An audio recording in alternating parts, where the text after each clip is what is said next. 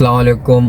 ہماری مسجد میں انٹیریئر پنجاب سے ایک جماعت آئی تبلیغی، تو وہ قصہ بیان کر رہے تھے کہ ہم اکثر جمعرات کے دن یا جمعے کے دن گشت پہ نکلتے ہیں گاؤں میں. تو گاؤں میں ایک دکاندار تھا، وہ بہت ہی کچھ عجیب قسم کا انسان تھا. وہ بالکل نہ نماز نہ روزہ، بس دنیا داری میں لگا ہوا تھا. تو یہ دکاندار کہتا ہے ہم جب بھی اس کی دکان پہ کوئی کھڑے رہتے تھے، ان کو تبلیغ کرتے تھے تو یہ مائنڈ کرتا تھا.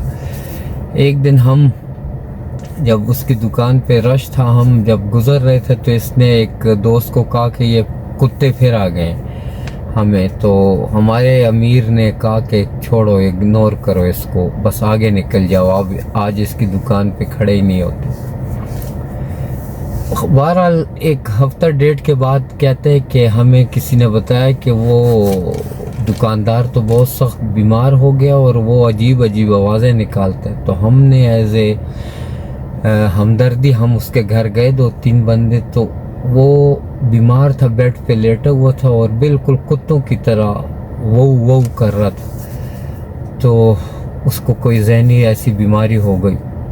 تو دوستو، اللہ تعالیٰ کے لوگوں کو یا اللہ تعالیٰ کی نشانیوں کے ساتھ نہیں چھیڑنا چاہیے، ورنہ اللہ ذو انتقام بھی ہے، انتقام لینے والے بھی ہیں. تو یہ غلطی کبھی بھی مت کریں کہ ایک چیز کو لائٹ لیں اور وہ اسلام میں داخل ہو، کیونکہ کسی بھی ٹائم اللہ تعالیٰ کا جھٹکا، اللہ تعالیٰ کا کوڑا آپ پہ بھی برس سکتا ہے. جزاک اللہ.